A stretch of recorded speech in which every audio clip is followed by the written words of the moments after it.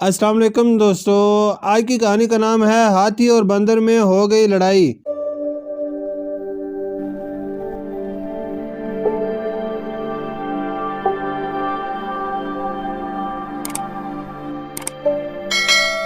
ارے ارے اب کیا ہوگا؟ صاحب کی زبان سے یہی الفاظ نکل رہے تھے۔ صورتحال کچھ یوں تھی کہ بندر صبح درخت پر بیٹھا مزے سے کیلا نوش کر رہا تھا کہ اچانک اس نے سست طریقے سے چلتے ہاتھی کو دیکھا تو اس کو شرارت سوجی، اور جب ہاتھی اس درخت کے نیچے سے گزر رہا تھا تو اس نے کیلے کا چھلکا اس کے پاؤں کے قریب پھینک دیا، جس سے ہاتھی پھسلتے پھسلتے بچ گیا۔ اور جب اوپر بندر کو دیکھا تو غصے سے سونڈ لہرائی اور زور سے درخت پر ماری۔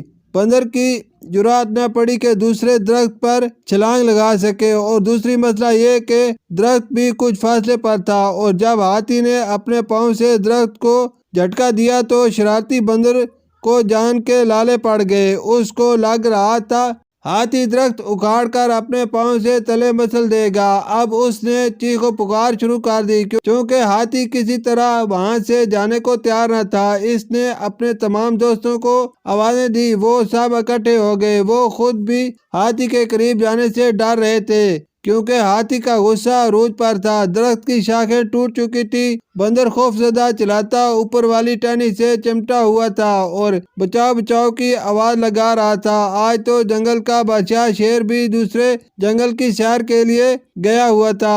آب شدید، کوئی بھی اس کو ہاتھی کے خطرناک تیور سے بچا نہیں سکتا تھا۔ ہاتھی دراصل بندر کو اس کی شرارتوں اور فضول حرکتوں کا آج مزہ سکھانا چاہتا تھا۔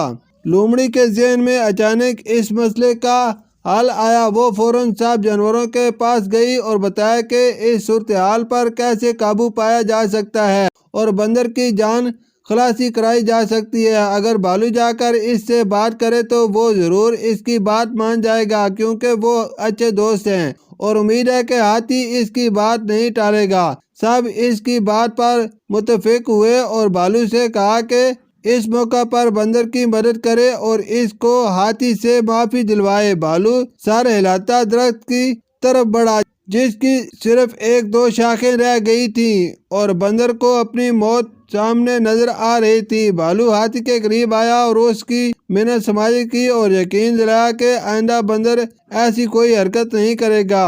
اب تم غصہ ختم کر دو، اور اس کو وہاں سے ہٹا کر دوسری طرف لے گیا اور بندر سے کہا، نیچے اترو اور اپنی شرارت کی معافی مانگو اور وعدہ کرو کہ آج کے بعد کسی کو تنگ نہیں کرو گے۔ وہ ڈرتے ڈرتے پولی سانس کے ساتھ نیچے اترا اور بھالو کے پیچھے جا چھپا اور ہاتھی سے کپ کپاتی آواز سے معافی مانگی تو ہاتھی نے فوراً ہی اسے معاف کر دیا۔ شکریہ۔